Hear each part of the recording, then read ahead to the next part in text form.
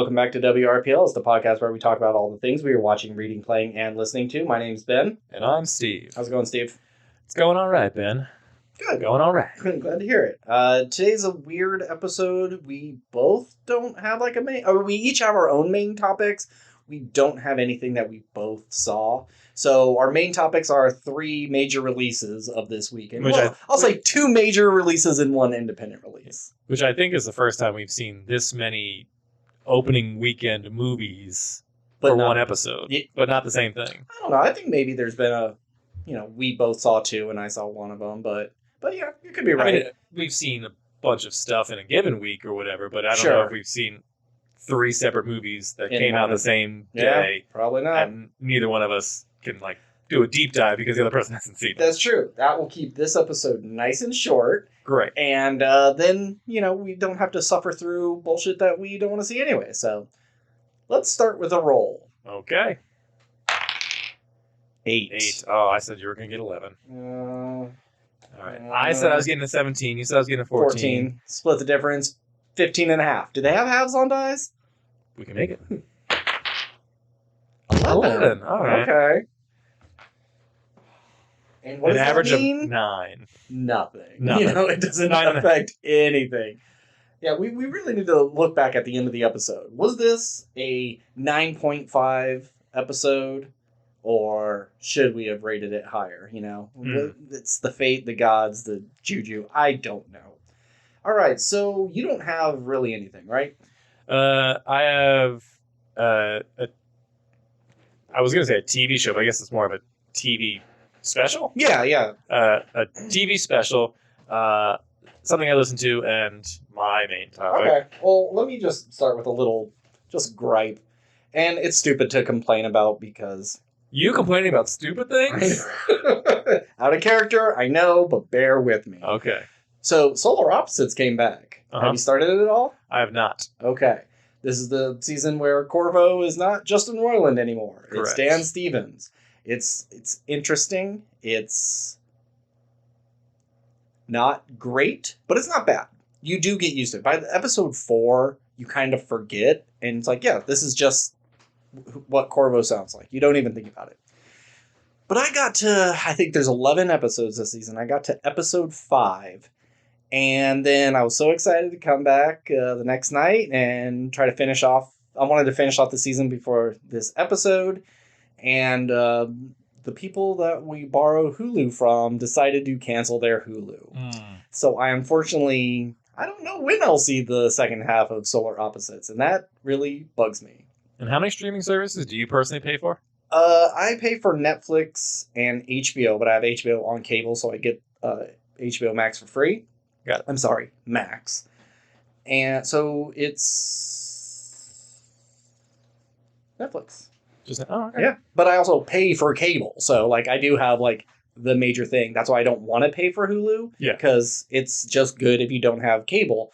But yeah, I have pretty much all the other necessary ones. Sure. So unfortunately, I can't talk about that. I also started season 2 of Foundation, and it's a great show.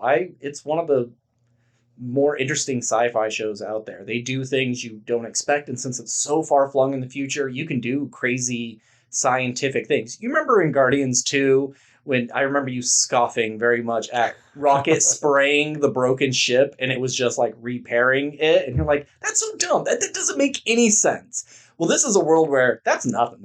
You can do that. They do memory wipes and changing. They could wipe it so you don't forget it. They could change how you remember things. There's nanobots, and there was a spaceship that was underneath the ocean for what was it, 75 years or something. It's got coral on it, but it's able to boot up, repair its hull on its own, float to the top. There's just a lot of tech in here that makes life really easy. And for other sci-fi things, they would be big major. There's a hole in the hull. That's a huge thing. We got to patch it. No, the ship just auto patches it.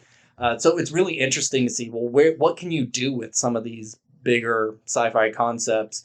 And that's just background stuff. That's just weird, fun sci-fi fantasy things. The story is just so damn interesting. Watching the Emperor Cleon through all of his generations.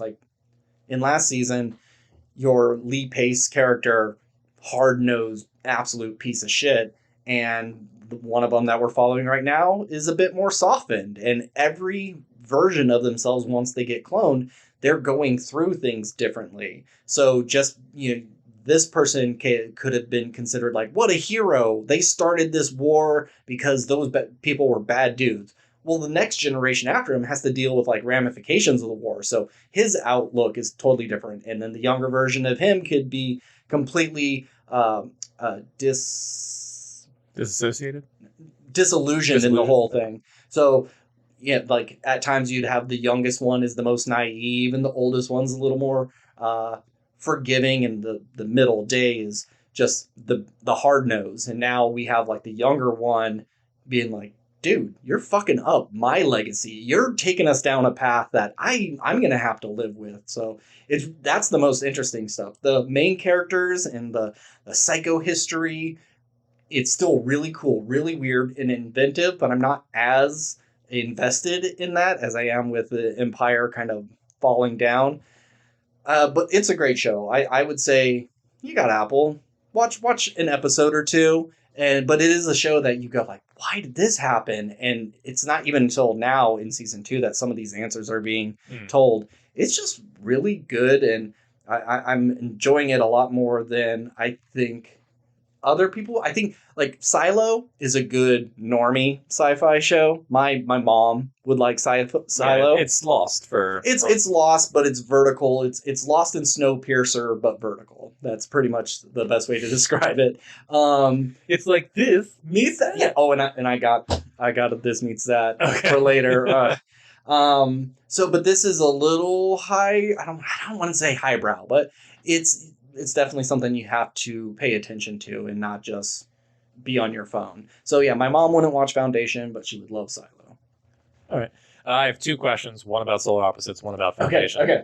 My question about Solar Opposites is, now I don't know if you know, I definitely don't know, from the 5 episodes you watched of Solar Opposites, does it feel like Justin Roiland wasn't there to help write this season, or like it was very much written with him, at least through most of it, and then they just said, well, he can't be the voice now. Does it still feel very much Solar Opposites? It feels like all the same beats. It feels like the same show. It's just a different voice. It has the same sort of humor.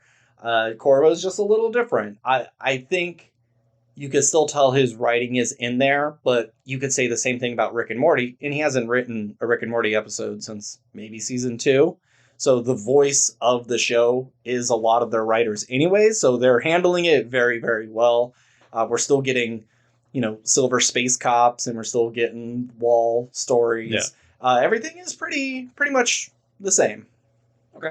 And my question for Foundation is, now, in the Animatrix, and something I've thought about with AI and the way we are advancing and everything, and universal basic income and all that kind of shit. Sure. In this far flung of a future, what do normies do? Is it just intergalactic war? Does anyone have to worry about anything, do anything, create anything, or is it just we all exist in this vastness of space and just deal with whatever the Emperor is doing? Well, there's tens of thousands of planets, and there's trillions of people. So there are people who are like their planet was suffering from water rising, and so they had a more tribal backwater sort of thing, and it was very religion heavy. And so every world that we have seen, they have their own kind of thing going, but the Empire is able to pretty much do anything. So once they're under the umbrella, they can offer the services. But the people on Trantor, the home planet where the emperors are, it seems like there are jobs, there are money. Like you have prostitutes who get their mind wiped after they sleep with the emperor, and they'd say, oh, it was, I woke up the next day and I had no memory of the incident, but I had a bank account filled with money. So you're not seeing a lot of like the homeless or the needy. It seems like everybody's taken care of because one of their thing is respect and enjoy the peace. And it's pretty much like toe the line and be a good boy, and you won't have to worry for much. Just bow down to the emperor. So I'm sure in the books there's a bit more of that. You just don't see it as much. But there are guards and everybody has jobs. I'm just not 100% sure how currency works on some of these I wasn't worlds. necessarily worried about the economics of it. I'm just curious, like if we got to a point in the future where, there was robots or what it's like where we don't need to work. Is it just do we create work because humans need to function, or is it now there's only soldiers and you all just go to war because we need to conquer something? No, but there is something for everyone to do because robots have been outlawed and like thousands of years ago, and the Empire has the last remaining sentient machine, and she has been with the Cleons every generation, and so everybody assumes she's a clone as well. She's the head counselor to the Emperor, so she's got to stick. She's just as important as them, but she's just been a robot the entire time, and you know that pretty early. But the world doesn't know that. I just watched an episode where people found out like the Emperor, there was an assassination attempt, and they like sliced right through her. So like from like top left eye to bottom right cheek, that top of her head is gone, but she's still fighting and talking.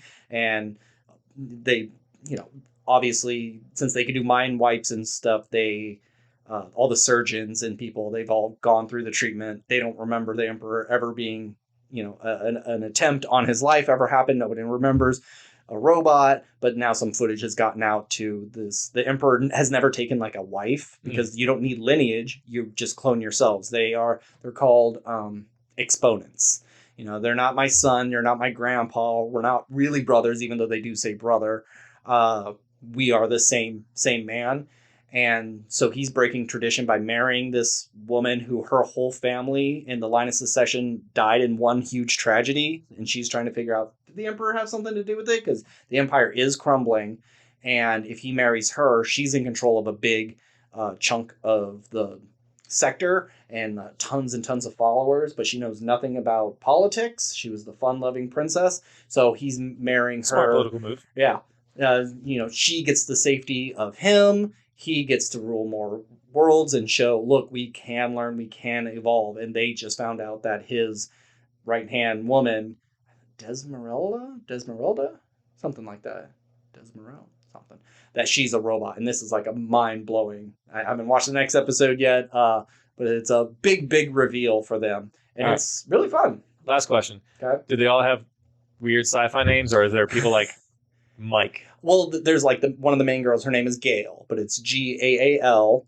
There was a guy named Patrician. Like it's just Patricia with an N at the end. There are some kooky names in it, but a lot of them feel like good evolutions of what real names were and how they've changed. But there's some weird ones out there.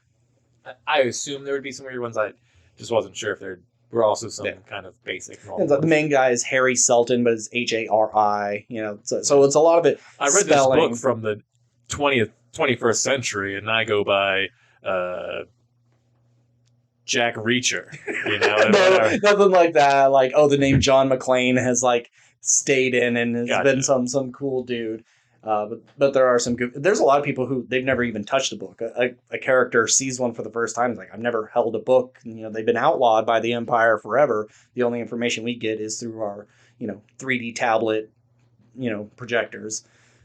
So good show, good stuff. Lee Pace is killing it. He's just really great at that. Because in that opener of season 2, he's fucking his robot hand servant woman, and she's in love with him. They're in love with each other, and the brothers, the other Cleons, are looking at him like, this is fucking gross. She like wiped your ass as a baby. She's been around since the first Cleon. She's more your mother than anything else. You shouldn't be having sex with her. And like, hey, she initiated it. I said that wrong. He said, hey, she initiated it, and is totally cool with him still going through this marriage. And so, in that first assassination attempt, Lee Pace is like butt naked, fighting guys. And this dude is just like the most, like the body of David, the statue of David, just perfect sculpted abs, perfect height. He's just like the embodiment of like beautiful perfection. And it's so frustrating. It's and it works really well for you to hate this fucker. And like, you normal human being, normal watcher, you're never going to look like Lee Pace. All right. Well, that's more than I expected to talk about.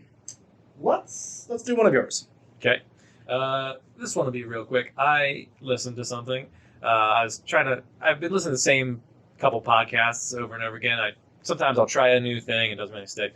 But I've been listening to the Smartless podcast, which is Jason Bateman, Will Arnett, and Sean Hayes. And pretty much all their guests are just their celebrity friends. Mm-hmm. They call someone up and like, all right, my guest today. Like Jason Bateman will bring in a guest and the other two don't know who it is, and vice versa, whatever. And so I listened to a couple episodes, and it's a lot of fun, especially if, there's celebrities you really like. There's a bunch of them on there. They have their comedian friends. They have, Smartless? Smartless, yeah. Because basically they're saying we're not smart guys. Yeah. And some of the questions they ask are kind of dumb. But these three guys have been friends for like 20 years now together. They'll tell stories about working together back. Like Will Arnett was a background dancer for Janet Jackson in an episode of Will and Grace. Really? Yeah. And I think obviously Will Arnett and Jason Bateman worked together on Arrested Development, and just their banter back and forth is like really, really great. Jason Bateman has his dry wit. Will Arnett is constantly like ripping on Sean Hayes because he's such a dork and always asks dorky questions about Star Wars or the movies that the guests are in or whatever. And they're all it's just a real fun podcast to listen to. Especially if you're fans of those guys, because they're all very funny and they just work really well together. They went on tour and they did some live episodes, which are all really fun. And if you just want a podcast where funny people talk to celebrities, it's a good one to get into. That's what most podcasts are these days anyway. It's just like, hey, I'm famous, you're famous, let's talk about being famous. Yeah. I wouldn't consider myself a star fucker by any means. I don't care about the celebrities day to day. I don't follow celebrities on Instagram or anything. But I am a fan of the arts, and sometimes they're interesting to listen to. Yeah. So I enjoy the behind the scenes stuff of like, oh yeah, when Sting came to set, he ate all the rotisserie chickens in one sitting. Like, that's a fun story. I want to hear more about that. One of the ones I listened to today was they talked to Bill Hader, and they talked about, I think it was a sketch that never aired, but because they were talking about Bill Hader's impressions and all that kind of stuff. Was it the Kasems? The Kasems, yeah. God, that's such a funny story. That's such it's the first time I heard the story. And just Bill Hader going like, I was playing Casey Kasem's son, Jason Kasem. JC Kasem, yeah. And just because I think Dana Carvey was Casey Kasem, yeah. And just him riffing off of that was just so fucking funny to listen to. I was like, God, and he was just like, and during the table read died. No one thought it was funny at all. I was like, how is that? No, I think it wasn't the table read. It was funny. Then they did it in front of an audience as a practice run, and it died there. Maybe I don't remember. And that's why I got either way. Just the fact that him just telling the story was so fucking funny. Yeah. I can't imagine how it wouldn't have killed. Yeah. You would have to be in a room with people who have never heard of Casey Kasem before. But I think I think you and I are kind of like the last generation of Casey Kasem. Who would know who that is, yeah. But it's such a funny voice, and having both of them do it so well, that's funny enough to be like, I don't know who Casey Kasem is, but this was the meter of speech, or what's the pentameter? I don't know. Yeah, okay. Yeah. But he also talked about I guess in the writer's room sometimes, because Bill Hader would do impressions of really old celebrities and stuff, and he was talking to Lorne Michaels, and Lorne Michaels was like, I like it, but why now? It's like, because who the fuck is going to know who these two people from the 50s are? It wasn't one of them like, oh, I know how to do a good Vincent Price. Nobody knows who Vincent Price is. Exactly, yeah. But then it's funny to think, Bill Hader may not get on SNL because he doesn't do enough impressions of people. He doesn't have to do any modern person. He does every impression that he does so well, it doesn't matter what time they came out. Classic. Yeah. So, it's a lot of fun, and I'm looking forward to cruising through and listening to some more. And I recommend Bill Hader in anything. Bill Hader. Anytime I see a TikTok with him, it's like, I've seen this interview. I'll watch it again. Yep. It's Bill Hader. Always funny. All right, I got a quick one. I finally finished the Underworld series starring Kate Beckinsale. They're shit. I hate these movies. Is there any that she isn't in? She's not in 3. That's the prequel. And we'll get to that in a second. This and Transformers may be the worst franchise out there. It's at least it's not as annoying as Transformers. It's really loud and ugly. I mean, you're just talking about like major, big budget studio franchise. I mean, Yeah, because there's like the Blood Rain franchise that I can't imagine sure, is better than Transformers. yeah, probably not. I'm talking about the actual theatrical release has more than 4. Okay. Because, it's like if you say 3, there's a lot of trilogies out Sure. there, but you'd have to say 4 or more Okay. to be kind of like a big franchise. The first one is so boring, and when it was coming out, it was sold to me as Romeo and Juliet with vampires and werewolves. I'm like, easy. What a simple movie to write. That's perfect. And I guess because it's 2 warring houses of monsters and they fall in love, but I don't get Romeo and Juliet vibes from it. And one's not even like the dude isn't really even, he's not a werewolf. He becomes a hybrid. He's the first like vampire werewolf hybrid. And so he has no allegiance to either one. So they missed the mark on that concept. But that's more on me. Do they call him anything like a vamp wolf No, or he's just the hybrid. a woolpire? Woolpire? Yeah. Yeah. No, they call them like the lichens more than anything. So it'd be like Lycanpire. Oh, yeah. Lycanpire. Lycanpire. Yeah, I don't like that. Vampkin. Yeah. They're all terrible. Yeah, really bad. That's why they just call them the hybrid. Yeah. So yeah, the first one is, heavily influenced by the Matrix. You can tell all the black leather, the cool slow-mo, the gunplay. It's all double fisting, automatic, handguns. One of the classic things from the first one is she stands in place and spins and shoots the ground and then falls through the floor in hero pose. They do a couple of them like that where she's in an elevator shaft and the elevator's falling. So she is just shooting in a circle up and then it lands around her. That one's pretty cool. I like that. Yeah. And then there's one she's on her back and she has her feet up against the car and it's like pushing her and she slides underneath another van and shoots more people. There's some good gunplay and that sounds like something stunts. If you saw it in John Wick, you'd be like, that's the coolest fucking thing I've ever seen. But it would look more it would at least feel more realistic. Yeah. This is like, okay, that shot had like 6 cuts in it and it was pieced together and that car probably wasn't even there. That was a composite.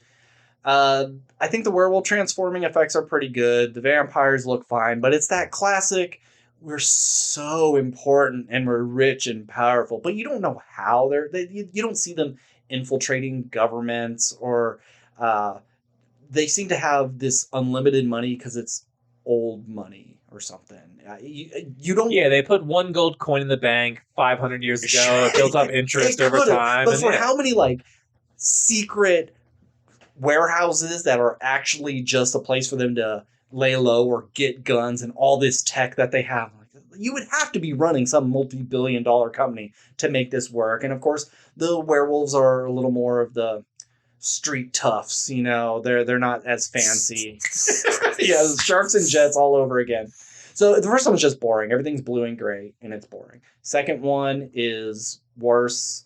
It's got more violence in it, but it's just not interesting. And each movie, they constantly are, I don't want to say like retconning anything, but they always have to remind you at the beginning of every movie of, hey, this is what happened last time. And sometimes they go all the way back to the first movie to tell you everything that happened to catch you up.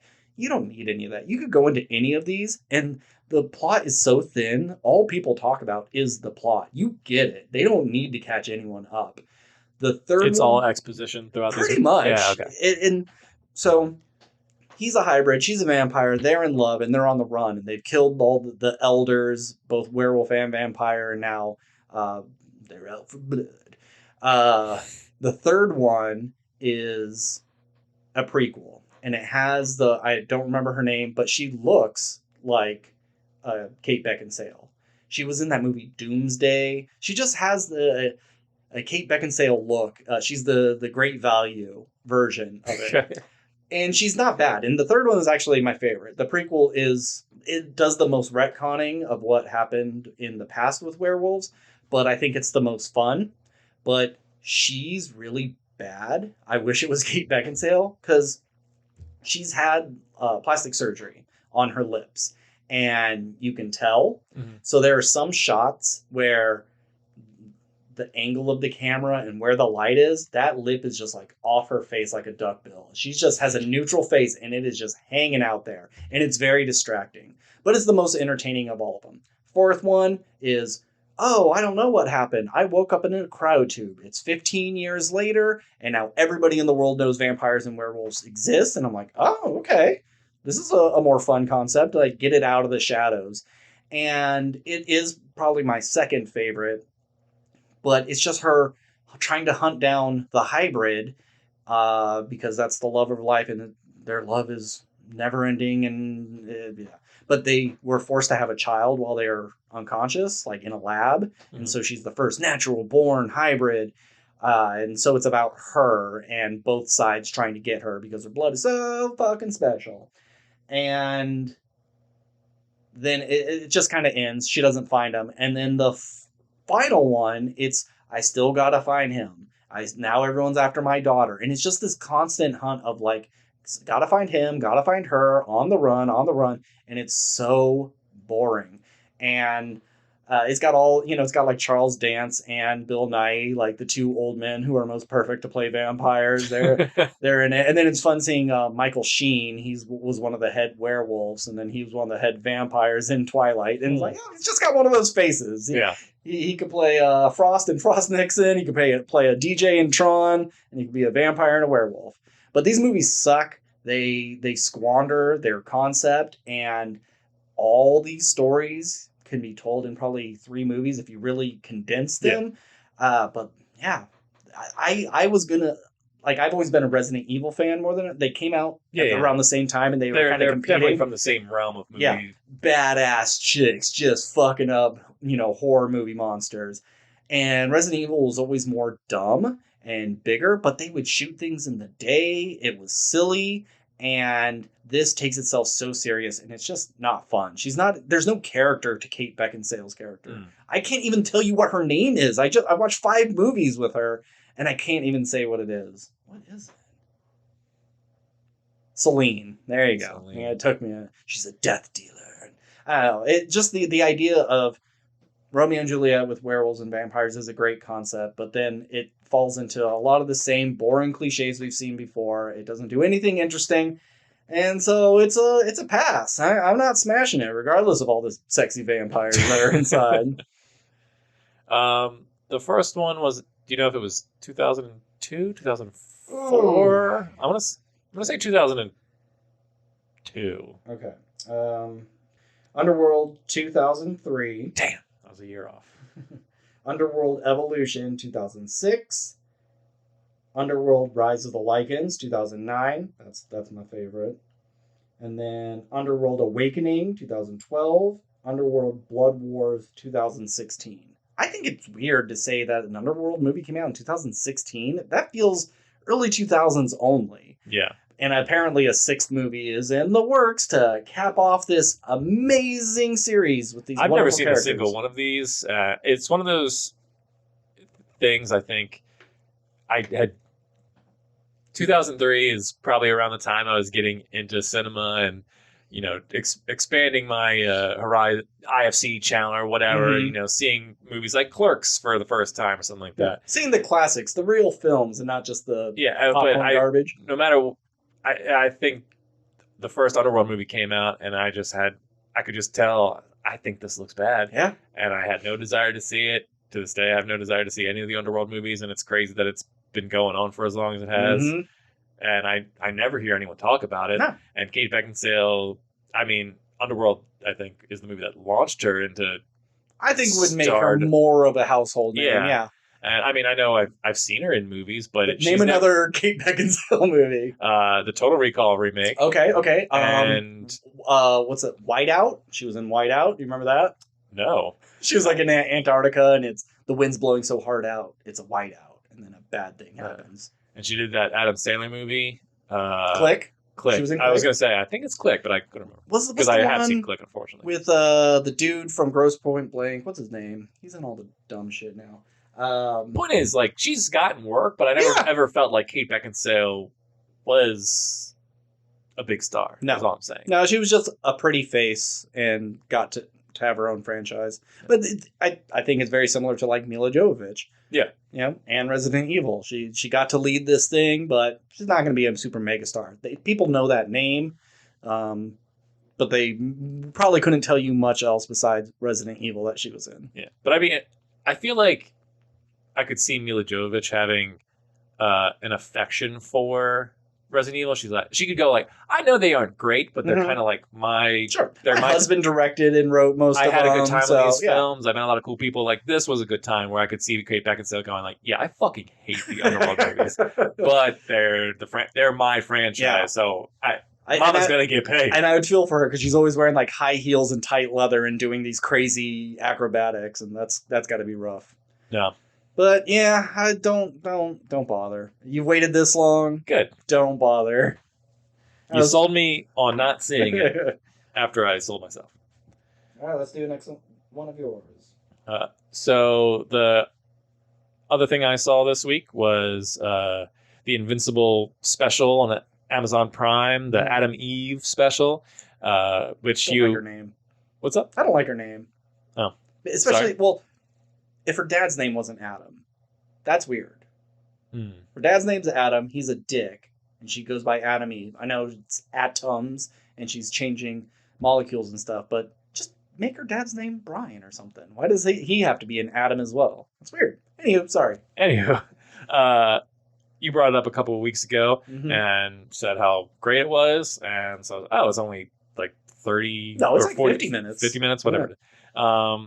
And it's just the origin story of Atom Eve, and it's my only issue with it. I think is it's I feel like it's a pretty standard origin story. Like we've seen the superhero origin story before. Something happened to my mother, radiation. I got powers, decided to be a hero. Yeah. Raised by normal people. People. There's a scientist who is like a mentor figure, kind of in this. Knows my secrets. Played by Stephen Root. Always happy to hear his voice. Yeah. That being said, despite its simplicity in hero storytelling, this was fucking awesome. Isn't it? There's a lot of great fights in Invincible, but it's pretty much all punchy stuff. Where you really get to see her powers on display, and the way she uses them is one of the most impressive animated fight sequences I have ever seen. Very creative. It's her versus 4 monster kids, and just the way she's able to get out of situations, interact with her environment, all while like the giant big action fight sequences going on is really so much fun. And I highly recommend it to everyone who's an Invincible fan or just a fan of animation or action. It's just so well done. And shout out Gillian Jacobs from Community, who voices Enemy. Not in this. Oh, she wasn't the voice? I looked on IMDb. They have 3 actresses who play Adam Eve. What? And they're all because she's in like 3 different age ranges. Well, because she doesn't get to her. She's not an adult yet. She's still like a teenager. Because I thought, I was like, oh, did Gillian Jacobs do all of them? That makes sense. But no. Well, shout out to Gillian Jacobs. In general. She's good in Choke. Yeah. That's a great movie. But yeah, just her having like this pink shield that she creates, and then it shatters into pieces, and then she can call it back and form like a Iron Man armor around her. Yeah. And then they're pummeling her on the ground, and then she just pushes herself with her hand magic or whatever, and just like shoots herself away as they're about to. I don't know. It's just so well choreographed. Yeah, it's so she could awesome manipulate the things around her and use it to hit them or block or move herself around or save people. I'm glad she was still saving people, but the people she's fighting, they can manipulate their a living flesh, so they're totally just these Cronenberg thing monsters, and they're using themselves like Clayface, but it's just way more disgusting. And it's like Green Lantern fought Clayface. Yes, that's what it would look like. Pretty much. And so it was a good balancing where you're like, say Iron Man, you're fighting another Iron Man. You know, you always fight a copycat of yourself. and it is that, but different enough that it's not just two people with pink shields. Yeah. So yeah. Now, would you agree with me that her friend overreacted a little bit? Like, yeah, it's weird that she did it, but she didn't like turn her tongue into a snake or anything. She didn't do anything so extreme that it would go, you would make you think like she's a witch and I can't be friends with her. She's from, she's the devil. Yeah, she turned like a bottle cap into a coin or something, right? It was simple. Yeah. And like, oh, look, I can turn something into money and we'll never have to pay for ice cream again. Fuck, I can turn this grass into ice cream. We don't have to pay for anything again. Like, that is the friend you want. Yeah. I've always said I wanted, if I could have my own superpower, it'd be a copycat power. I could see something. I could see it, and then I could instantly do it, like that kind of thing. I want something like that, basically like Matrix powers, like the limitless pill, but for everything, not just knowledge. Like you could see someone run 50 miles an hour, then you could run 50 miles an hour, or is it like you could read a book of Taekwondo and now you know Taekwondo? That's what I'm talking about. Not that I couldn't do superhuman things necessarily. I mean, obviously, I would want superpowers, but if I could limit that, it would be like, oh, I watched Jackie Chan do stunts in Kung Fu. I can do stunts in Kung Fu. You watch someone speak Spanish, now I know, you can speak I know Spanish. Yeah, that'd be great. But after watching this, Adam Eve has the best power. Absolutely. Set. It's like instantly heal herself, defense, offense, turn anything into anything. Oh, like infinite money, infinite food, infinite whatever. Yeah. I just have the power to make anything I want at any time period, and it's great. And you may not be able to manipulate living cells, but your enemy has a fake tooth. Boom, you turn that into like the biggest boulder ever and explode their head. Done. You could do anything. She's amazing, and I hope she's the one that takes down Omni-Man, because it seems like, who else? Because she should be able to just do something to his guts, Make him swallow a penny, and then you turn the penny into hula hoop size. Omni-Man wears clothes. Just do something. Unless it's like somehow a living suit, I don't know. They'll do some comic book superhero crap, or it's just like, don't worry about it. Otherwise, we wouldn't have a story. Or she'll be distracted, like saving people, or she'll get smacked, hit against the wall, and she's passed out. Fight. This is your fight, Mark. Yeah. You got to do it alone. No, seriously, help me. Come along, please. You're the only one who can beat him.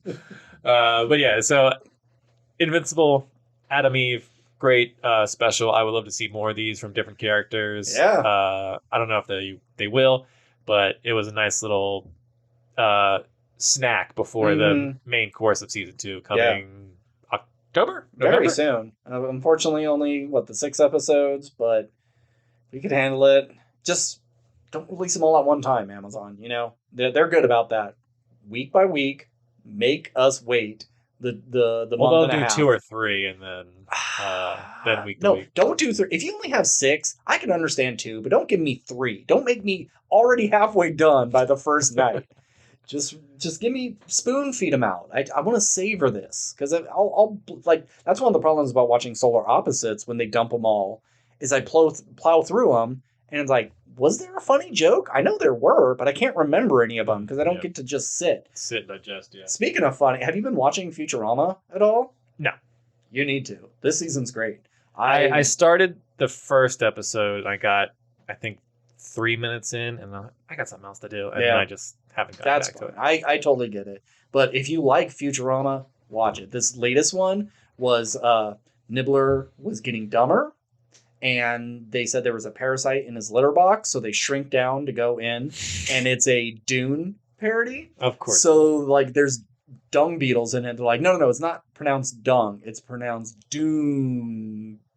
The G is almost silent. And so, the litter has, special, smelling salts, and that's, the spice. The spice, yeah. And so, what's the term for the... Arrakis. No. It's the title for Paul. He is the Quingsock Atarak. What's that? They call him the they're like whatever the word is for their prophet. Messiah. Yeah, the Messiah. It's like the Queesock Atarak or something like that. No fucking clue. In this, it's the Quiznos Cadillac. So there's just a lot of fun little jokes in it, and of course, it's the parasites that are making Nibbler dumb are the parasites that made Fry smart when they had to go into his brain. Gotcha. But the parasites got parasites. That's why they're not working properly, and he's getting dumber. And so the whole thing was about like seeing life for what it is and where do you draw the line of like they don't want to kill the parasites because they are a living thing too. But what about the parasites on the parasites? And Leela's just like, hey, you gotta draw the line somewhere. Kill them. So it's great. There's a heading out west old timey western episode of them trying to mine Bitcoin, and it's just so clever. I love Futurama. Yeah, I mean, I've seen a bunch of episodes of Futurama multiple times. I love Futurama. I love The Simpsons. You and I are probably one of the few people who like Enchantment. Yeah. Disenchantment, yeah. Which is on its last season. Yeah. But it was always one of those shows that I would just watch when it was on. I never really sought it out. Okay. Any episode could come on, and I'd be happy to watch it. But it's never like, oh, let me sit down and watch Futurama or whatever. So I think that's the issue. I need these episodes to not be on Hulu and then to be on Cartoon Network as I'm flipping through the channels and go, oh, Futurama's on? Yeah. I'll watch that. I just realized now I don't get to watch Futurama on this Monday because I don't have Hulu anymore. Oh, God. No. Okay. I can handle it. I can do a free trial, right? I'll wait till it's over and then free trial. Well, let me ask you, is there something on... I know your DVR is pretty massive. I was going to say, like, how important is your cable to you? Very. Yeah, I figured. I would get rid of most of my streaming channels before I got rid of cable. Fair enough. Because, when I can DVR What We Do in the Shadows, I don't need Hulu for What We Do in the Shadows. It's just all the niche things. I need to have Apple Plus when Silo 2 comes out. I needed HBO when Game of Thrones was on. I needed cable so I could have access to Better Call Saul on AMC. It was enough to pay for cable just for Better Call Saul. So, and also me and my roommate are so big on you pick a channel and just fucking leave it there. You dick around on your phone. It doesn't matter if The Office or Seinfeld or, Wedding Crashers comes on for the 15th time. You just have the TV on. And when it's just streaming, you can't do that. Fair enough. All right, for our three main topics, we have kind of a grab bag of weird things. We have the Will Ferrell comedy Strays. We have Blue Beetle. And something I saw just today, Landscape with Invisible Hand. Which I saw a commercial for the first time 2 days ago? Uh-huh. I thought it was a joke. Me too. I didn't realize it was an actual film that was coming out. I was seeing little clips, and I thought they were like anti-smoking ads or something. It was just, look at this juxtaposition of like a real person talking to this weird little monster thing. Yeah. And for those who haven't seen a trailer, it's going to be kind of hard for me to talk as a non-intellectual. This movie is smarter than me, but it also isn't like hard to get. But it's going to be hard for me to like kind of piece it all out for you, if that makes any sense. Okay, here we go. All right, so our lead, Adam, he's an artist. His father has left. Nope, starting that over. Bad place to start. Is it Adam or Atom?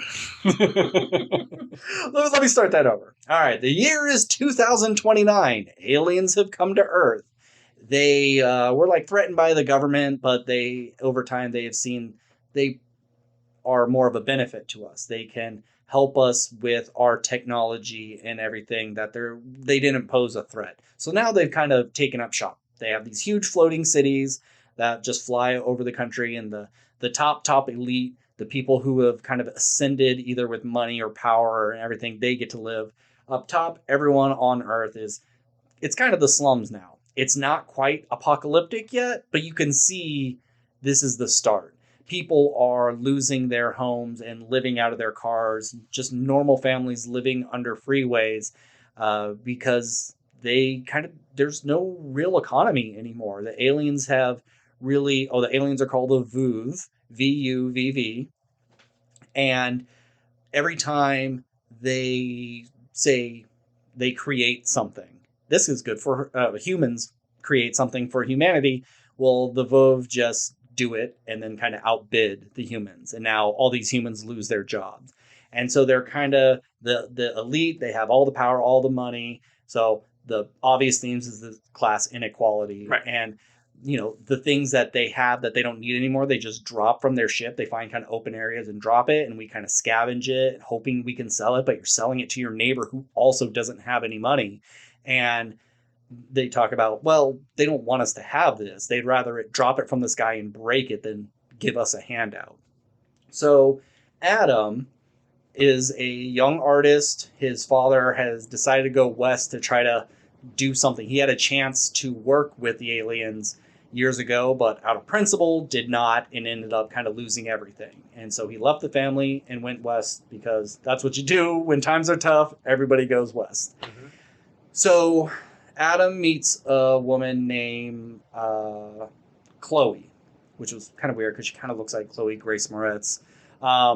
And they start a little relationship. She and her brother and father had been living out of their car, and he says, hey, we're lucky enough that we still kept our house. You guys can stay in our basement.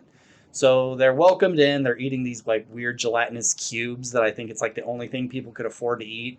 It's like your meat is the brown cube, your vegetables are the green cube, and your potato is like the white cube. And everyone's doing their best. You can tell there's like water that you, like this is drinking water and this is water we use to wash the dishes. Make sure you save it because we don't really have a whole bunch. Right.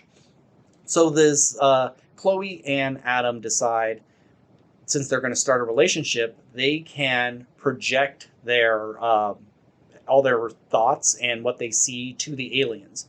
The aliens have started teaching us in schools, so we have little things we attach to our foreheads, and they give us history and math and everything about their culture. We're learning more about them than about humans themselves, and how it's fine. Just bend the knee and we'll take care of everything. And of course, it's like played by a cartoon, cute version of one of the aliens. And before I go further, let me just describe what these aliens look like. So if your like footstool ottoman was made out of a raw chicken, and then you have the eyes of a snail, and then all the forearms are kind of tentacle-y, but they get wide at the end like a paddle for a boat. Uh-huh. And they're all like at the top of the cube, and they like as if they're walking on their knuckles. But the bottom of where their palms are really rough. They look like kind of like bone mazes, and they rub them together. So it just that's how they talk. And they even try to like, hey, you want to work with the aliens? Try to learn our language. And they're like, how the fuck am I supposed to do that? My mouth doesn't make those sounds. And the aliens have to use like translator boxes when they talk. And so that's how we usually communicate. So they are horrifying. They're very Cronenberg-esque, but they're kind of cute enough that if you was around one enough, maybe you could like it as a pet. Sure. So, anywho, this couple, they decide to start broadcasting their relationship because these aliens reproduce asexually, and the concept of love is so foreign to them. And they love our movies, our TV shows about family and love and heartbreak. And they start getting a lot of viewers. They start getting money. They can buy real food, and everything seems a little more hunky-dory, except like her dad is kind of pissed. He's staying in this woman's house who is setting these very, very understandable rules about things of like, don't touch my computer and things like that. And he's flying off the handle, like, because he's losing. He can't provide for his family. He has to rely on his daughters. It's pretty much like someone relying on your daughter's OnlyFans in order to make a living. But they start kind of falling out of love, and they're faking it and phoning it in. Well, they get sued by the alien saying, you didn't read the contract. You are just being phonies. It needs to be true love. That's what we want to see. So you got to pay the money back. We don't have that money. Like, okay, fine. We'll sue you, and it will only affect you monetarily for the next 6 generations. And they're like, fuck, what do we got to do? So they come up with another plan. I'm going to stop there on the plot because it just does keep getting weirder and going in other places. And it's very strange, and it's charming. And I did really enjoy it. I don't think it nails it, especially at the end. You're expecting, not an impassioned speech, but something that just goes like, oh, you did it. You nailed it. But I think it is a nice, fun, different take on an alien invasion. It's not all lasers and anal probes and stuff like that. They're just Well, darn. it's out there. I would recommend anybody see it. If you're not into it in the first half hour, okay, turn it off. But it's good. Weird title though. Seems, at first I thought it was missing words because it's just landscape with invisible hand, not an invisible hand or invisible hands. And that is a reference to every chapter is like a piece of his artwork and then the title.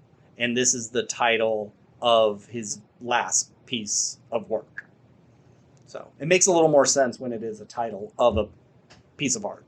Gotcha. Question for you. Yeah. What do you think? I assume you've seen all the alien Reddit stuff and like that aliens are real and everything. And Congress or whatever they're leaking and shit or what? Are you? Do you believe that we have aliens? Oh, I've always been a believer in aliens. No, not believing in aliens, but we have aliens. We keep their ships and their bodies or whatever. It would not surprise me. But I think the thing that I find the most funny about this whole thing, and I'm so with it, is like I don't give a shit. Yeah. It happened. This is a big thing. You go back to the 90s, this would have been major information. But the world is such a fucking shithole now that nobody gives a shit. Like, that's fine. What are the aliens going to do for me? You're going to pay my rent? I don't give a shit. Leave me the fuck alone. Yeah. We don't care about anything unless it benefits us or some of the people are just like, I hate trans people. Let's talk about that. Yeah. Or something. There's aliens. Cool. Another gender to add to the list. Yeah. Oh, good. More mouths to feed that my money. They're trying to take my guns. That's all they care about. Either the news is these people are pissed off about this thing, or isn't it nice that this one thing is happening for the first time ever? It's like, yeah, good for us. It's like, hey, by the way, aliens are real. They exist, and we have them. And they're like, go fuck yourself. Yeah. I saw Nope. Who cares? Yeah. Oh, you have aliens? Let's see them. Yeah. Show us them. Take us a tour on Area 51. Start to getting me to care that way. The only time I'm going to care if aliens are here is they actively show up and hover, Independence Day style. Oh, God, that'd be so fucking scary. It's like, that's what it's going to take. Even if it's like one meteorite that lands and some goopy little tentacle thing came out, I could see most people going, yeah, and? Who cares? Until there's ships and they're over a megaphone going like, hey, we're going to eliminate you. My name is General Zod. Oh, fuck. Yeah. I mean, this is the last thing I'll say about the aliens. I think if we had them and they exist and whatever, I think we would make them a theme park before we make them any real concern. Like, it'd be like, oh, come to Area 50. We decommissioned Area 51. It is now Area 51 land. And you come and there's roller coasters and stuff, and then you can see like real aliens behind glass who are just like, dude, fucking kill me. Yeah. And we're just like, whoa, can you believe that these things exist? Where'd they come from? Yeah. We don't know. So yeah, once I see a real one, then I'll freak out. Until then, I don't give a shit. Yeah, which is unfortunate. 12-year-old me is like shaking his head in disgust. 12-year-old me is rolling in his grave. Makes sense of that. Your inner child is dead. Yeah, that's it to a T. My inner child is dead. I don't even give a shit about aliens. How fucked is that? So what else have we been watching? Hey, have you started playing anything on your PS5 yet? God, no. Because your chair kind of looks like Isaac's face in Dead Space. Oh, that's true. That's very funny. Picture that, audience. I'm in the middle of playing like 5 different video games right now because I'm just like, you know what? I'll start playing this and I'll get back to the other thing later. But I just don't have any goddamn time. Yeah. And it's Baldur's Gate mainly. No, well, Baldur's Gate hasn't come out. Oh, it hasn't? It's come out on PC. Oh, it comes out on PS5 in September. You know what the only thing I've really seen from that game is? The squirrel kicking. Have you seen that? I've not seen squirrel. I've seen quite a bit of gameplay and stuff, but I'm avoiding all story and character. Okay. Just like I know the like companions you can get, I know some things that they can do and little bits of their backstory, but I'm really trying to avoid as much as possible. Well, I can't say this being a spoiler, but it's just like, I heard of a squirrel thing, but comes up and you have your options. Say kick the squirrel, and then they rolled a 10 and got a +1 on it, and just like splatters it against the tree. It's like, Jesus Christ! I wonder what the highest it could be for that squirrel to survive. Is it just a 1, or is it like I kick it out of 5 and I break its legs, but it still survives? Like, I don't want any of that. So obviously I'm not going to choose the kick the squirrel option, but I wonder, do you have to roll a 1 in order to do that? Or is your stats already so high that even if you rolled a 1, that squirrel's obliterated? Everything I hear about this game is you can't fathom the amount of options you have and things you can do. They thought of everything. Yeah, it's just like, I saw one thing where someone said, I convinced a woman I was God. She gave me a bunch of her money or something. Then I killed her and then resurrected her and made her think it was her fault or something like that. Jeez. And then she was indebted to me for bringing her back to life and something like that. It's just like some astronomical, like weird, crazy thing. I was like, why would you go down this route? It's like, does this have any effect on the story, or were you just like doing a thing? I don't know. I can't wait to play this game. Because there's so many games where you have options, and if you've replayed it multiple times and you've chosen other options, it just ends up in the same sort of place with maybe just a different inflection or tone of if they're happy or sad, but they still say the same thing. Like the Telltale games are so bad for that. Like, oh, you have so many options, and it branches off, but it'll always come back to the same point. It's just maybe a different character dies, but it doesn't matter which one dies because they're inconsequential to later. Right. This really feels like you could change a lot. Yeah. I think it said there's 17,000 different endings. Wow. Yeah. I mean, those could be very minor. She wore a red dress. She wore a blue dress. Sure. You know? Well, okay, we have 30 of those. That sounds good on paper, but really, what's the biggest fucking difference? But yeah, I can't wait. And I see that people are like, I played 80 hours and got through all 3 acts. And it's like, I'm 100 hours in. I'm not even done act 1. Yeah. And it's just like, I can't imagine spending so much time, 100 hours, and just still be in act 1. I need to put... But I say that, maybe I'm playing, I'm like, dude, I'm having so much fun doing all the side shit. Yeah. And like, I want to make this last forever. Talking to every character. Yeah. I am on a quest, and quests take forever. I fear that that's what would happen to me. I would want to get it done. I'm having so much fun, but then thinking, am I even progressing? Or am I pretty much running in circles?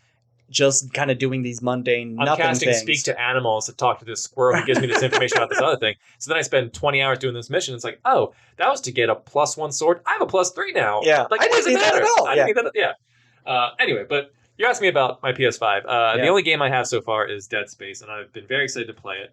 And I was going to play it tonight, and I was like, fuck, Ben's coming over to record. I guess I can't play Dead Space on like the one fucking night I can. And then I was like, no, what I'm going to do, I'm not going to play Dead Space until I beat Hogwarts Legacy, because I'm very close to the end. And you've been on that for a bit. I've been on, I took a sabbatical. That's uncharacteristic of you, Steve. I know, I took a sabbatical because I've just been You're 3 days Steve. You're like, you get a game, it's done in 3 days. I knock games out like crazy.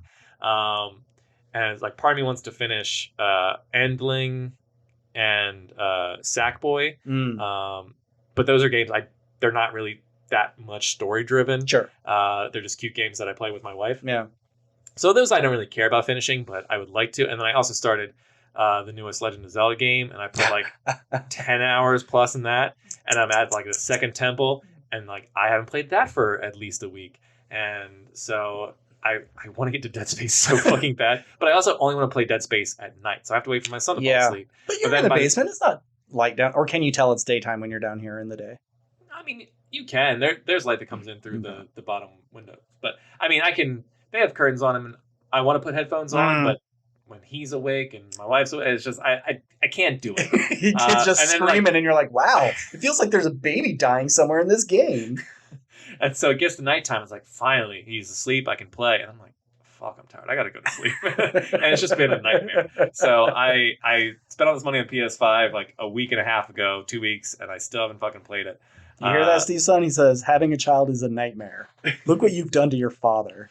Yeah, so expect some game reviews coming soon, because I'm making it a point to find time to play. I just haven't. So you said the superpower you would want was what?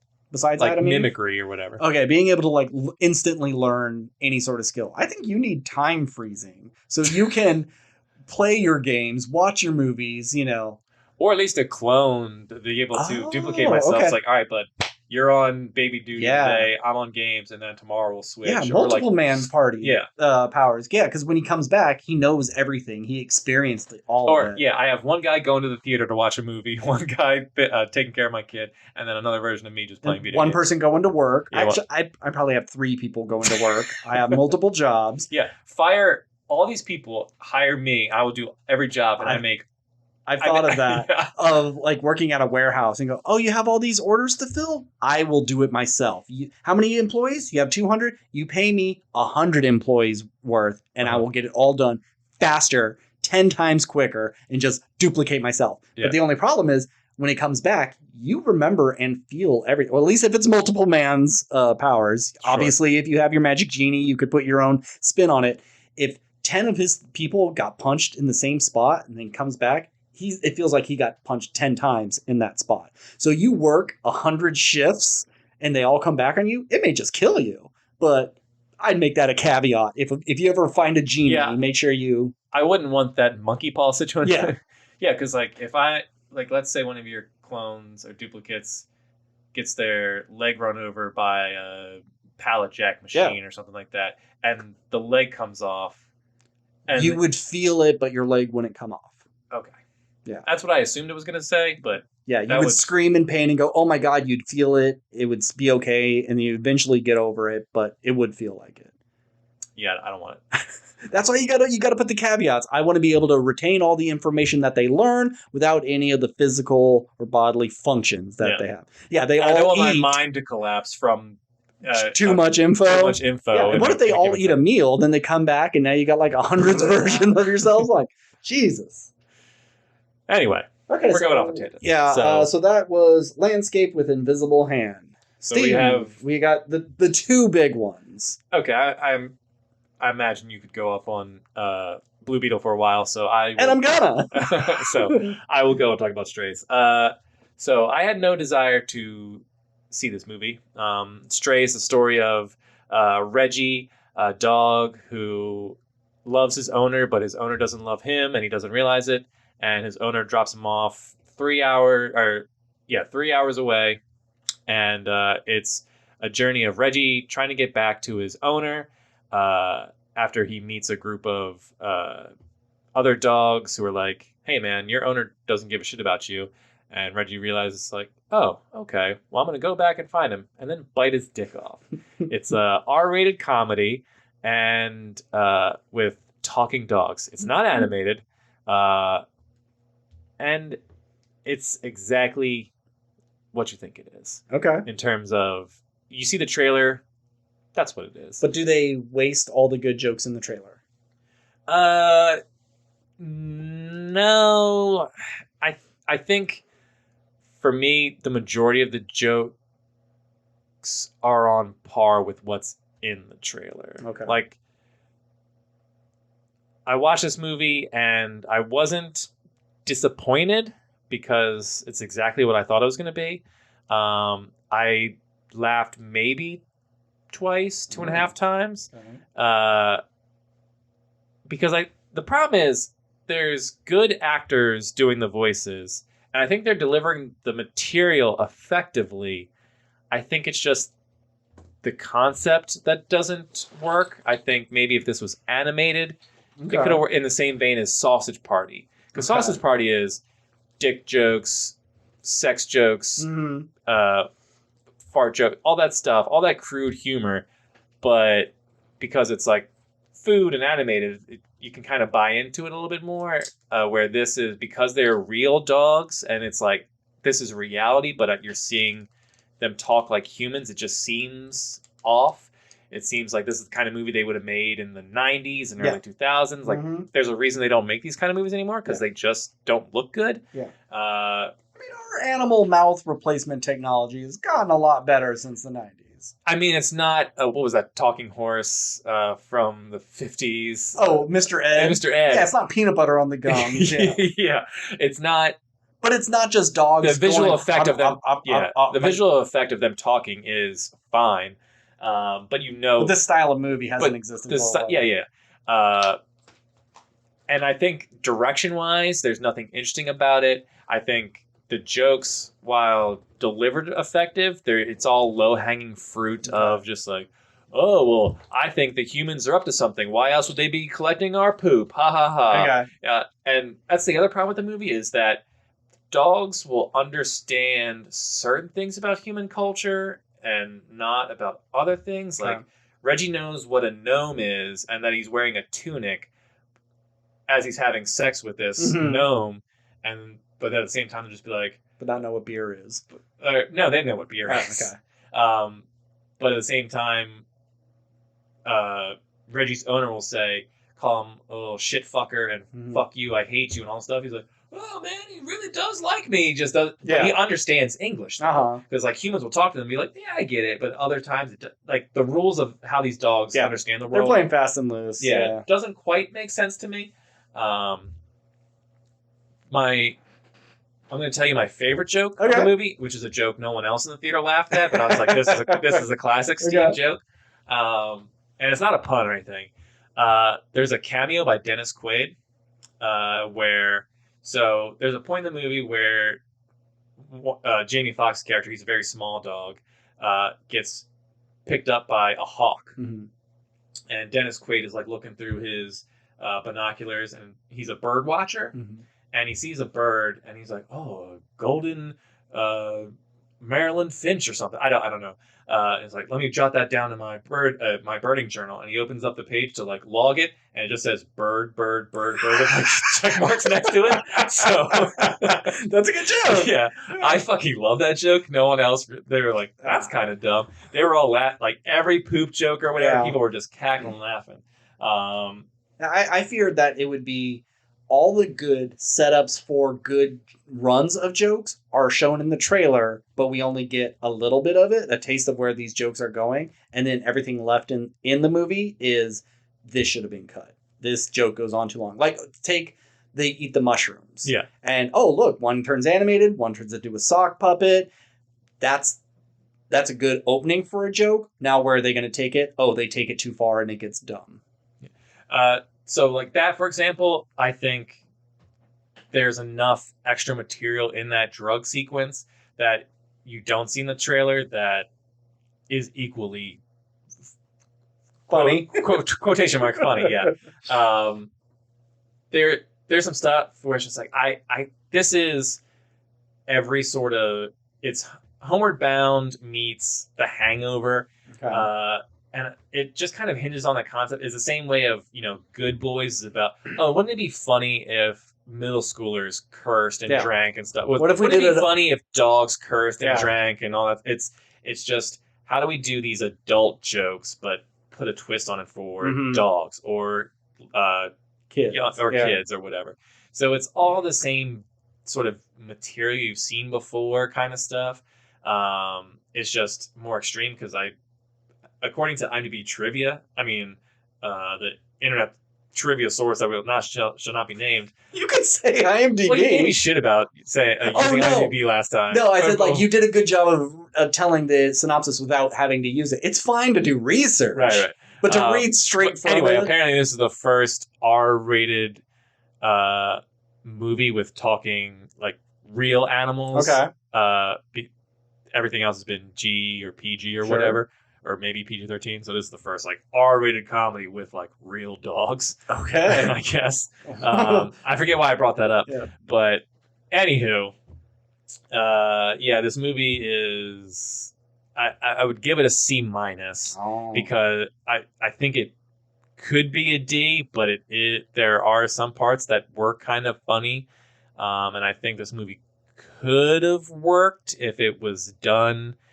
If you had a director who did something visually interesting with the camera, or did some interesting sequences with the impressive part of this movie is like the dogs are really, really well trained. Like they would always like react, or at least it was edited in a way where a dog would say something funny or something like that, and the dog would turn in an appropriate time. Their reactions were genuine, for lack of a better term. And they always seemed to like hit their mark or do the stunt. And they were great dogs. They were good boys and girls. Yeah. But in terms of characters, they were very thin. It's like, oh, I'm the Great Dane. I'm the biggest dog there is, but I'm kind of a wuss. Yeah. I'm the little dog, and I'm the street smart sassy guy. Don't you fuck with me, because I'm Jamie Foxx. And then there's the pretty one who's owned by the Instagram girl, but she also has like tiny dogs that wears little outfits. And like, oh, aren't they all cute? And she's like, I don't like that kind of shit. She was more, I'm different from the other dogs. I'm not like a regular girl. Yeah, I'm a cool girl dog. Yeah.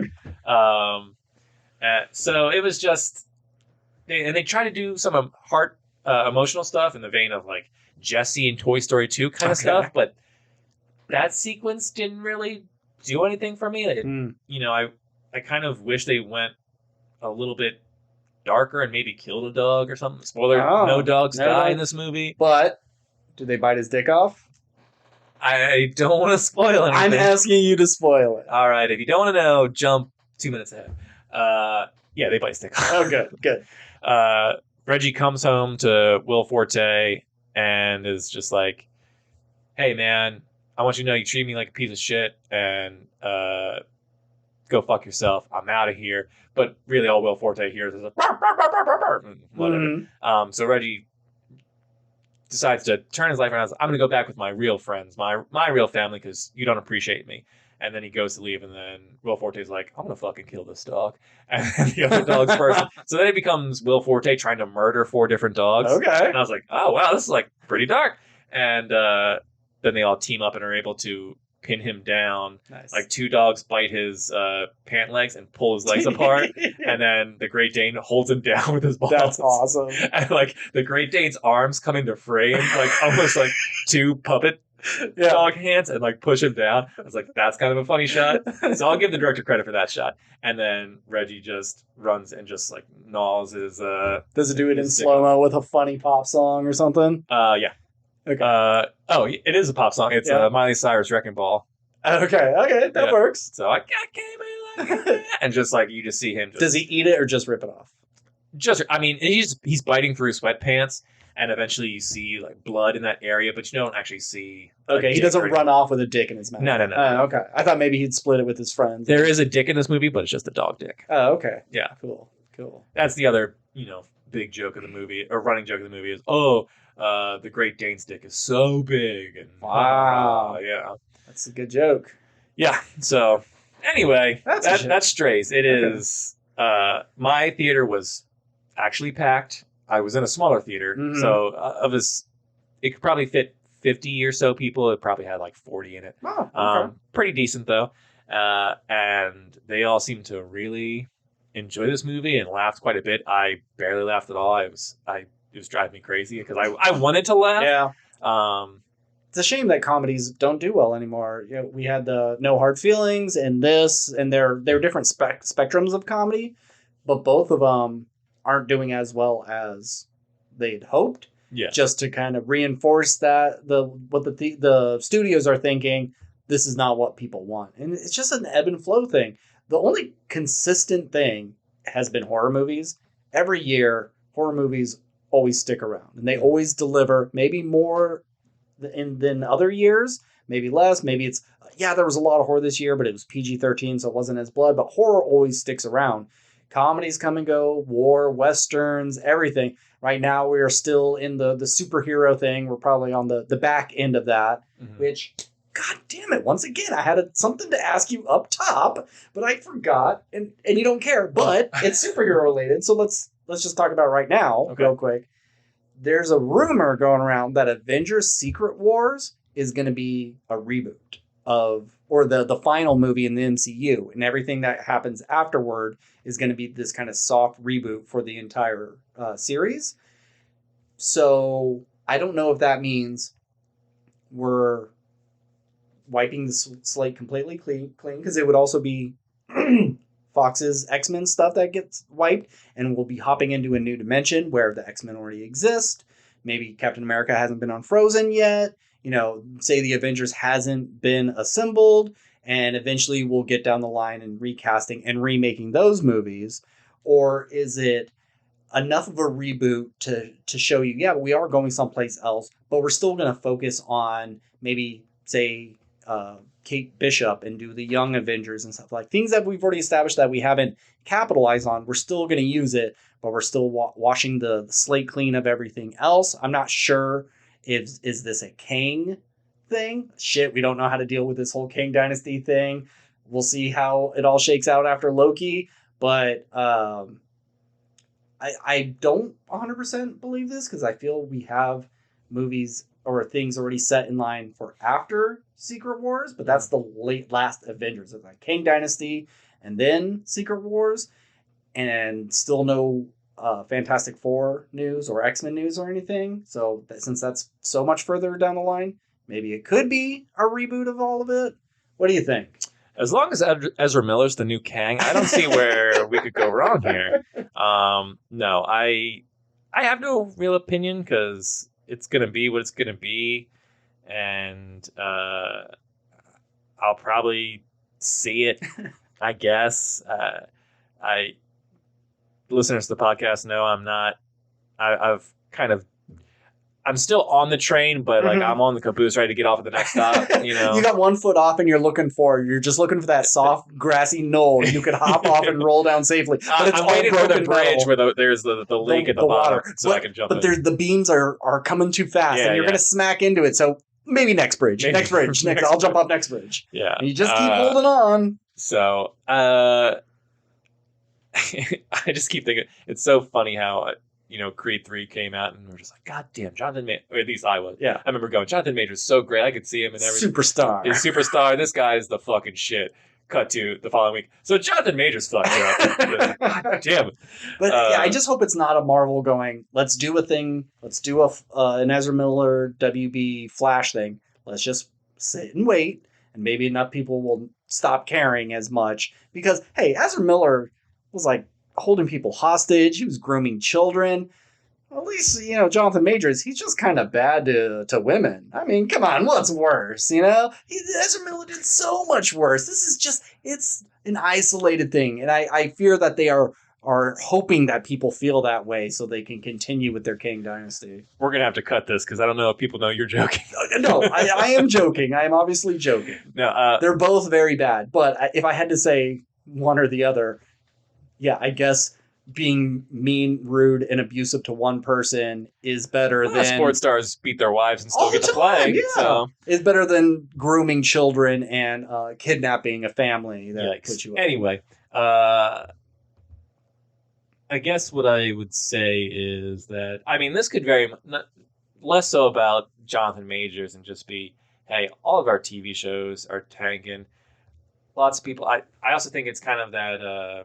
word of mouth train where enough hasn't reached people's standards where everyone's just like, yeah, superhero fatigue. They don't make good shit anymore. Mm-hmm. Yada, yada, yada. I think that sort of, I don't know the word I'm looking for, but that nugget of, that seed is now growing and affecting more people. And you're like, you know what? Yeah, it's not as good as the phase 1 or phase 2.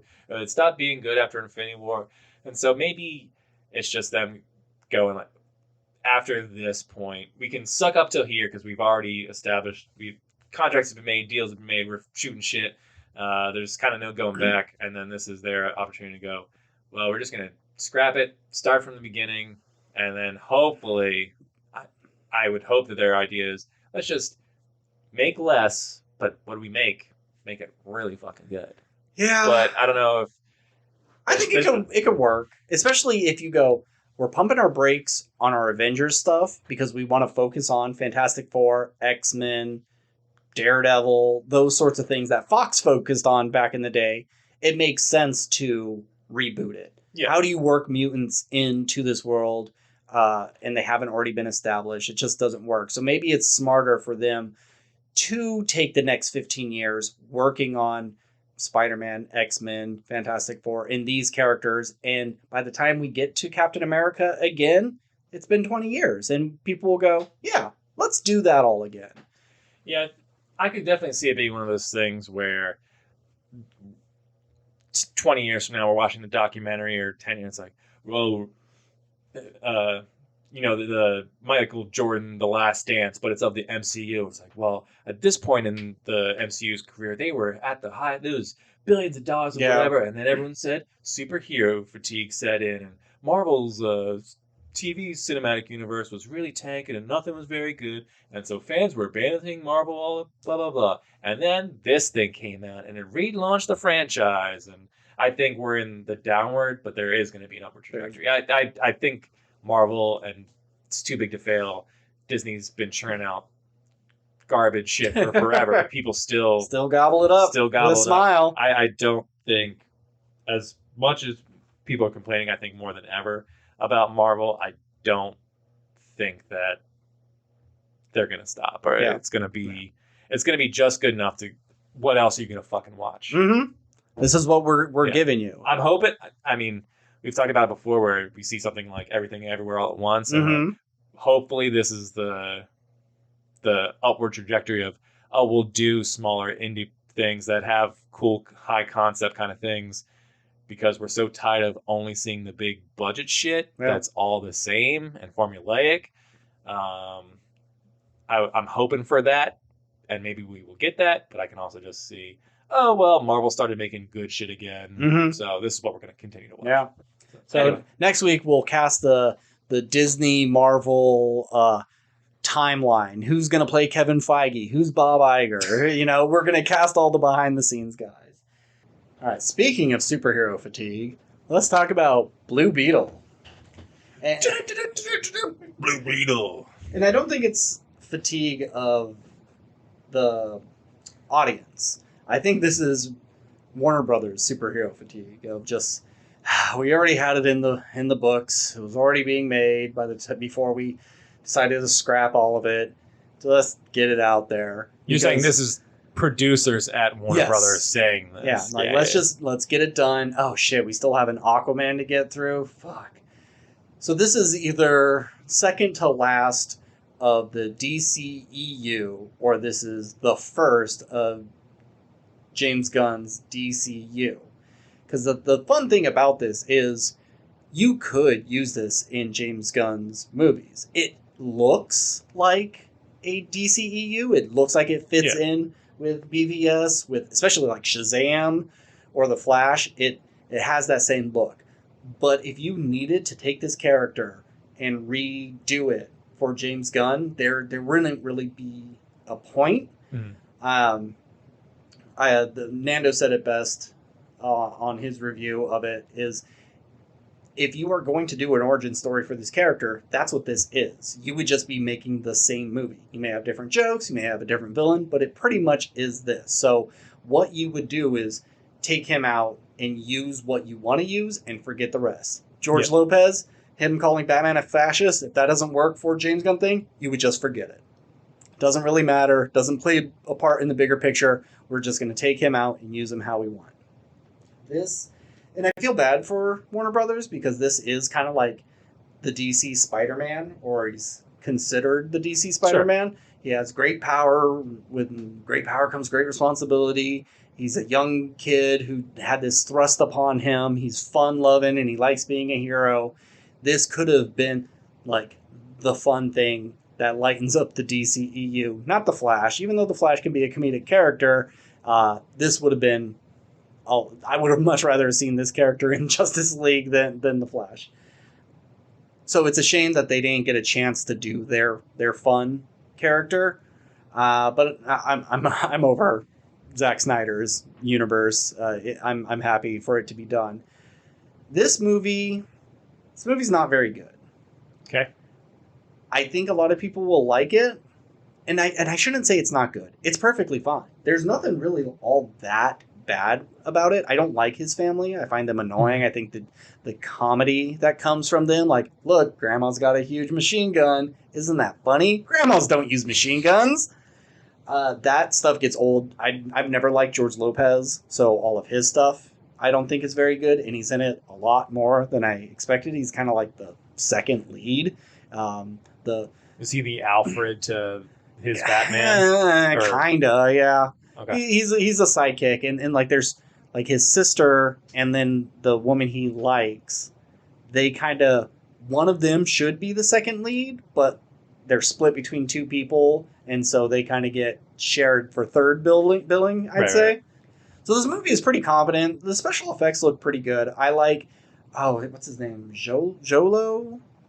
Yes. Yeah. XOLO is I think it's Jolo is how you pronounce it. Don't remember his last name. First name I got. I think he's pretty good. I don't like everybody else. The villain is, bad guy. He's given enough character arc at the end to kind of go, okay, I get him now. But Susan Sarandon's evil corporate person is like, I make weapons because I'm evil. That could have been played by anyone. This movie is the ultimate this meets that. It is the ultimate superhero this meets that. It is Spider-Man meets Iron Man meets Ant-Man meets Green Lantern meets Venom. So he's Spider-Man, young kid, powers thrust upon him. Iron Man, he has a high-tech suit that can change and bring whatever weapons he wants. It's a lot like Ant-Man with the villain being a corporate bad guy who wants to steal the powers of the hero to use his own suit. Exact same thing. It's Green Lantern because part of the suit is not just like nanobots turning into guns. It can do like projection sort of things. Like like his wings can turn into a cover that shields him, or it can turn into swords. It's not just grown out of him. He's able to project it. If he can imagine it, the suit can make it for him. And then it's a bit like Venom because it is like a symbiotic sort of creature. Right. So it's all the superheroes. If it had a little bit of some ghosts or demons, you could throw a Constantine or a Hellboy in there too, and just try to hit all your bases. But the Venom part is, I think, where they fail the most on it. I don't know a lot about Blue Beetle, but I do know the Scarab was always like a dick, and it was like, yeah, let's fucking kill people, dude. And Jaime Reyes had to go, no, we're the good guys. We're not going to do that. And the suit's always just like, come on, I'm Venom and I want to eat brains. But they decided to go the opposite and just make it not Jarvis. What's the other AI?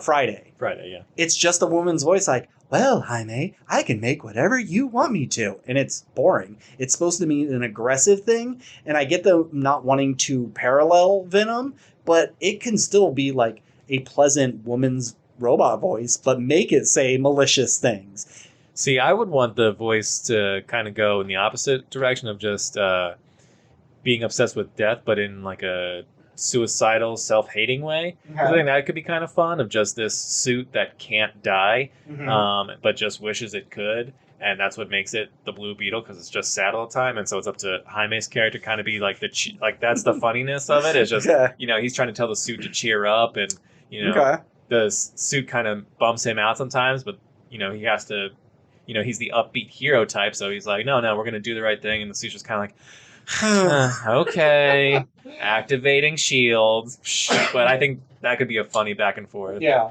And also a funny play on blue. Yes, but no, it's a little more obvious and just like, hey, I'm shaped like a beetle and I'm blue, so I'm the Blue Beetle. Yep. But they also go into the Blue Beetle's past, or a Blue Beetle, the original Blue Beetle, the Rock's son. the woman that he is in love with is like the daughter of who used to own the big corporation, but he wanted to do good, and then Susan Sarandon came in and did all the evil. He was the original Blue Beetle. He was more of a tech guy. And when they made Watchmen, and they had, this guy is a Punisher meets Captain America. So we got the comedian, and this person is our Superman. And Night Owl, which he kind of looks like Batman, but he was supposed to be a parody of the Blue Beetle. Really? Yeah. And the Blue Beetle even has a ship at the end that looks like his owl ship. Oh, what was it called? Fuck, I was trying to think of that too. It's Merlin's owl. Artemis. Thank you. So you can see the Archimedes. Yeah. It's an Archie word. So they go into like, oh, my dad, he was the original Blue Beetle and he used tech. And but I'm a little confused on, did he have the scarab and then rejected it and used the tech to make its own tech? But then Susan Sarandon finds the beetle inside this huge stone cylinder or sphere. Did the original Blue Beetle put it there? I thought it was a thing from space. I'm pretty sure I did not fall asleep during this movie, but I feel there's information that's missing. But, maybe I'm just dumb and I can't even follow the most generic, copyable sort of superhero movie. It does all the things you've seen before.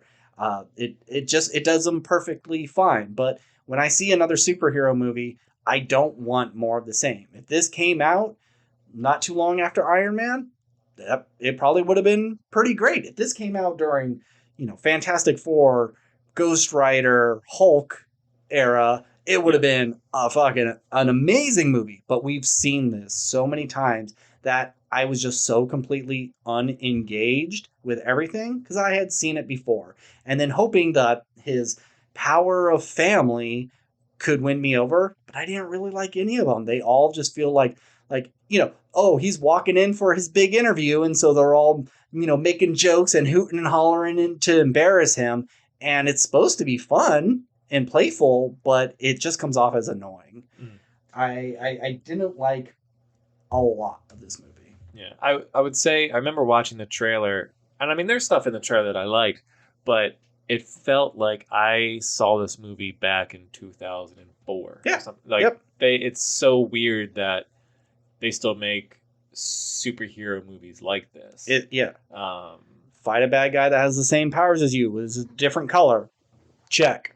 Fall in love with someone, or the love interest, or your family, it has connections to the big villain. It's all things you've seen and has been done better many times before. Right.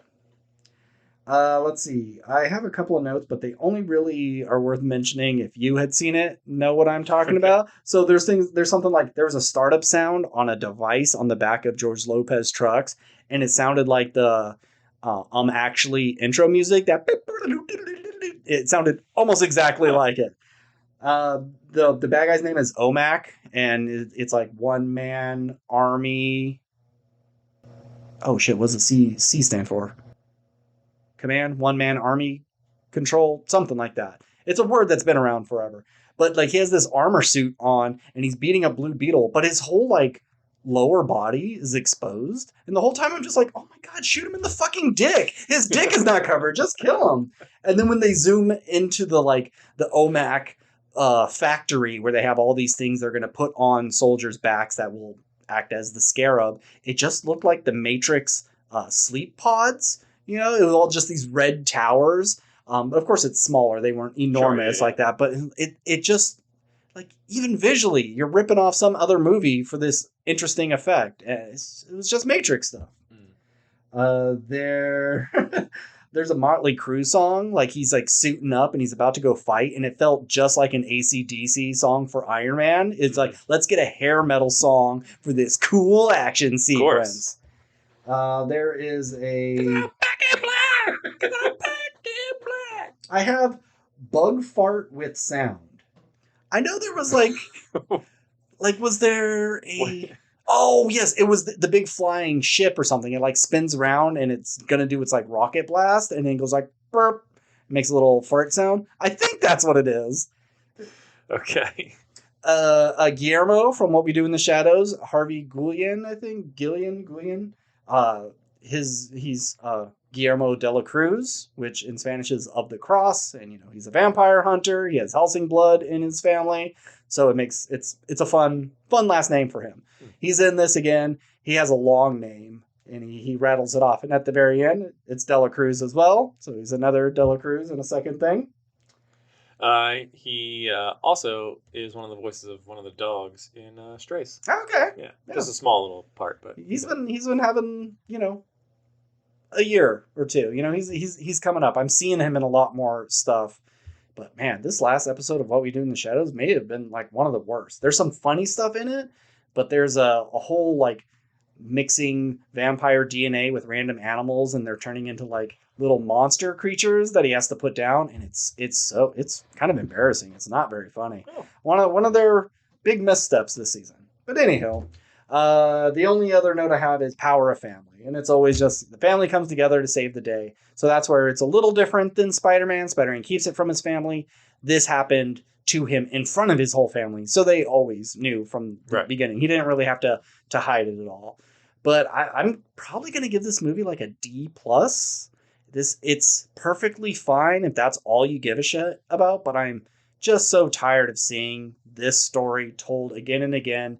And for what in my eyes is like a B to C level DC character, I don't care that much about DC. Yeah. So if you're going to try to sell me on this character, you're really going to have to do something fun and inventive. But, I've watched the Injustice game. I've seen Teen Titans. I know I like the Blue Beetle more from that than this. The suit does look cool, though. I do think even the practical stuff, I think it's a very nice looking comic book suit. It's just in a really boring movie. All right. I wish I had some notes to agree or disagree with you, but I didn't really want to see any movie this weekend. Yeah. But I'm glad if I saw anything, I saw Strays, because at least... it's different. Yeah. It's not very good, but I think you should have seen Landscape with it was Invisible a tight Hand. hour, 33 minutes. Oh, it was so nice. Yeah, the Blue Beetle was like 2 hours, 7 minutes. I still checked my phone a couple times. That's just us becoming old men. Yeah. And Landscape with Invisible Hand wasn't very long either. I think it was like an hour 40. I think if you wanted to see something different, that's the one you should have seen. Sure. But I didn't even know it existed until it had already come out. Yeah. There was zero marketing. I just saw a TikTok ad for it and started watching and go, I don't know what that is, but I'm going to stop watching. I don't want to know too much. I want to just see that. And then I happened to see the theaters in our area and only one was playing it. And like, yeah, fuck it. I'm going to go do that. There was like 5 people in my theater for that. Blue Beetle was pretty full. It was like when I picked my ticket there, 5 minutes before trailers started, it wasn't very full, but more and more and more people kept coming in, like front row seat people. Yeah. It's funny that I see something like the Blue Beetle trailer and just go, I don't know if that's going to make much money. I can see that tanking. And then if it does do well, I'm just like, oh, good for that movie. Yeah. Like I root for movies even if I don't like them or think they're very good. Unless there's something that I think is just like an abomination to cinema or something like that. But those are probably pretty rare. Yeah. I would love it if Blue Beetle succeeded so long as they continue to be inventive with the superhero genre and made good stuff, and they're not just churning out more bullshit just for the sake of bullshit. But that being said, I won't be surprised if you tell me next week that Blue Beetle made $50 million internationally. Yeah. Or, it really didn't make much money. Yeah, I think it had like a $4 million like Thursday night showing. Mm-hmm. So, but it's hard to tell. Only diehards really go see the Thursday nights, and I don't know. I bet it will be. I could see it being number one. You think Barbie. it's going to make more than The Flash? Oh, absolutely. Oh, okay. I think so. I think The Flash had a lot going for it in terms of just like it did, but it had The Flash. It had such negative splashback. What's the word? Backlash. It had such a backlash to it. People who were maybe interested in seeing it decided, oh no, I'm not going to see that. So yeah, that's about it. And I mentioned it off air last week. We did kind of shoot it down, but I'm just going to pitch it again. But if we did a This Meets That of this week's big releases, what would it be? And it answers itself. So it's Blue Beetle and Strays. It's the new Paw Patrol movie that's coming out. Oof. Or it's the DC Legion of Super Pets. Bing, bang, boom. Don't even need to talk about it. There you go. So, yeah, if that's a thing you want to see, then, we'll keep doing that. But next week, I have no idea what's next week. Find out next week. All right. If you want to get in contact with us, we are at WRPLpodcast@gmail.com on Instagram, on TikTok, and Twitter. As always, I'm Ben. And I'm Steve. Good night. Oh, keep consuming. Whatever. Either or.